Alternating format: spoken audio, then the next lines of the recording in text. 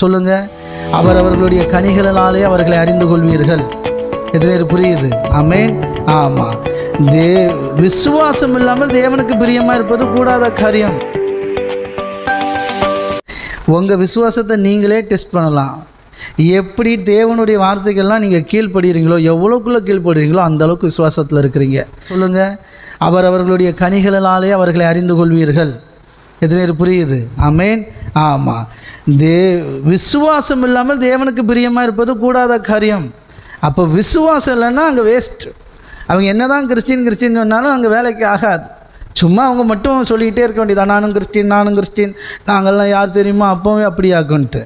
சொல்லுங்கள். யார் original Christian, யார் உண்மையான விசுவாசின்னா, யார் ஒரிஜினல் ஆவிக்குரியவர்கள் அப்படின்னா, தேவனுடைய பிள்ளைகள் அப்படின்னா, யாரெல்லாம் தேவனுடைய வார்த்தைக்கு கீழ்ப்படிஞ்சு நடக்கிறாங்களோ, அவங்களால நடக்க முடியுதோ அவங்க தான் விசுவாசத்தை வளர்ந்துக்கிட்டே இருக்கிறாங்கன்னு அர்த்தம்.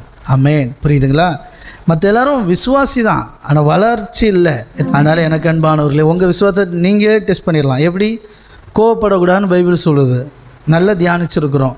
அதையும் தாண்டி பயங்கரமாக கோபம் வருது, கவலைப்படக்கூடாதுன்னு பைபிள் சொல்லுது. அதையும் தாண்டி என்ன பண்ண கவலை வரத்தானே செய்யுது அப்படின்றோம்.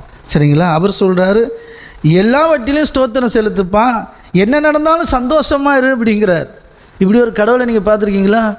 உங்கள் நிலைமை தெரிஞ்சுமா உங்களை பார்த்து அவர் சொல்கிறாரு, என்ன பிரதர் என்னால் அழாமல் இருக்க முடியல, என்னால் கவலைப்படாமல் இருக்க முடியலன்றீங்களே, உங்களுக்காக தான் சொல்கிறேன், உங்களுக்காக தான் பறிஞ்சு பேசிகிட்டு இருக்கிறேன். உங்கள் நிலைமை தெரியாமலே அவர் சொல்லி வச்சுட்டு போயிட்டார். பார்த்தீங்களா? அப்படி தானே இருக்குது, அப்படி தானேங்க இருக்குது. சொல்லுங்கள். அது ஏன் நம்பிக்கை, ஏன் அவ நம்பிக்கை? அவர் ஒன்று சொன்னால் என்னால் செய்ய முடியும்னு தெரிஞ்சு தான் சொல்லியிருக்கிறாரு. என்னால் முடியலைன்னு சொல்லணும். சொல்லுங்கள்.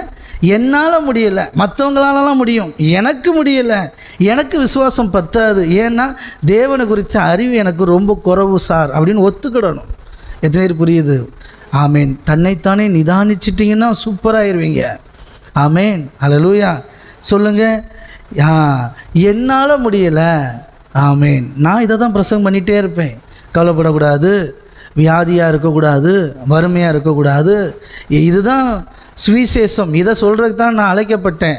இல்லை உனக்கு அப்படி தான் இருக்கும், அது என்ன செய்கிறது, அப்படி தாங்க கஷ்டம். பார்த்தீங்களா? கஷ்டம். இந்த பூமியில் வாழ்கிறதே கஷ்டம். வியாதி இல்லாமல் எப்படி இருக்க முடியும், கவலைன்னு இல்லாமல் எப்படி இருக்க முடியும் பார்த்தீங்களா அப்படின்னு ஜால்ரா போடுறதுக்காக நான் இருக்கேன். நான் உலகத்தான் அல்ல. ஆமேன். ஆமாம். உலகத்துக்குரிய பிரசங்கம் பண்ணுற ஆளும் நான் இல்லை. ஆமேன். எத்தனை விசுவாசிக்கிறீங்க? ஆமேன். ஆமேன். ஆமேன். உலகத்தை ஜெயிக்கிற ஒரு வாழ்க்கை இருக்குது. தேவன் பேரில் விசுவாசமாய் தேவனை நம்பிக்கையாய் கொண்டிருக்கிறவர்கள் உலகத்தை ஜெயிப்பார்கள். அந்த விசுவாசத்தையும் அவர் தான் வர்த்திக்க பண்ணுறார். ஆமேன்.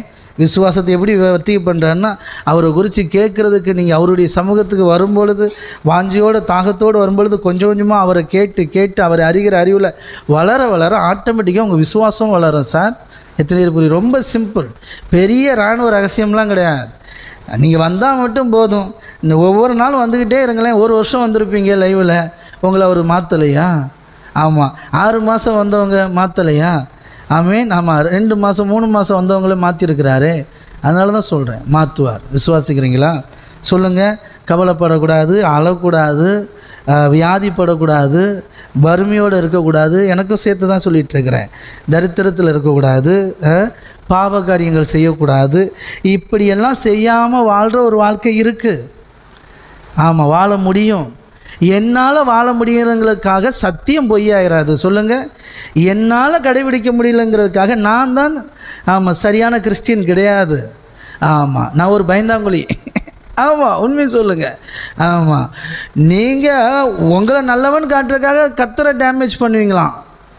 நாங்களும் கிறிஸ்டின், எங்களுக்கும் கிறிஸ்டின்னாலே பாடுகள் மத்தியில், உபத்திரங்கள் மத்தியில், வியாதிகள் மத்தியில் தான் வாழணும் அப்படின்னுட்டு ஒரே ஒப்பாரி வச்சுட்டு போகிற இடம் பூரா சோகத்தையும் தாக்கத்தையும் சொல்லிவிட்டு கவலையும் கஷ்டத்தையும் உளறி வச்சுட்டு ஆண்டவர் பேரை கெடுத்துட்ருக்கிறது. ஆமாம், அது எவ்வளோ பெரிய மோசமான காரியம். எத்தனை பேர் புரியுது?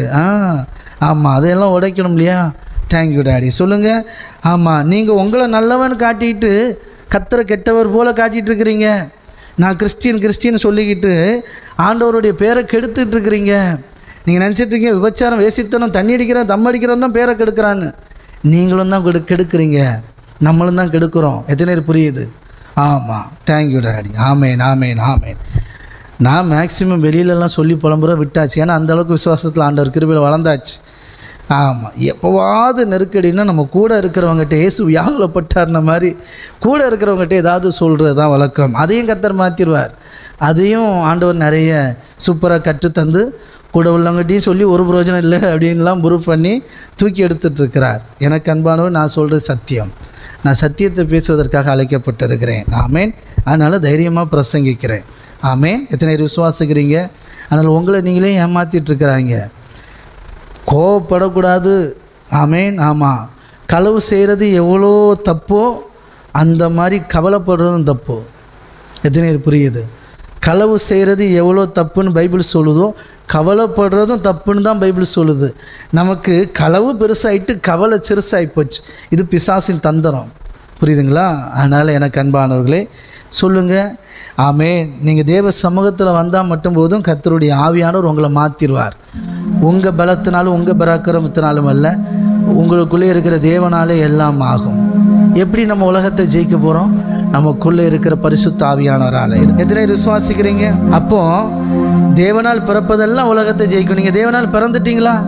அந்த நம்பிக்கை முதல்ல வேணும். தேவனால் பிறந்துட்டீங்களா? பிறந்துட்டீங்க.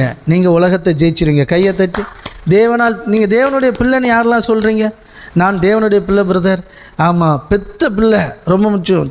தத்து பிள்ளை இல்லை, தேவன் என்னை பெற்றெடுத்திருக்கிறார். எப்படி வேதம் சொல்லுது? சுவிசேஷத்தினாலே பெற்றெடுத்திருக்கிறாரா. ஆமேன். அல்லேலூயா. ஆமேன் ஆமேன் ஆமேன். நீங்களும் நானும் தேவனுடைய பிள்ளை. அப்போ உலகத்தை ஜெயிச்சிடலாமா? எது உலகம்? இந்த உலகத்தில் பரலோகத்தில் இல்லாதது இந்த உலகத்தில் என்னென்ன இருக்குதோ அதுதான். பரலோகத்தில் அவருடைய சித்தம் செய்யப்படுவது போல் இந்த பூமியில் அவருடைய சித்தம் செய்யப்படுவதுதான் உலகத்தை ஜெயிக்கிறது. ஆமேன். விசுவாசிக்கிறீங்களா? ரைட். கர்த்தர் நல்லவர்.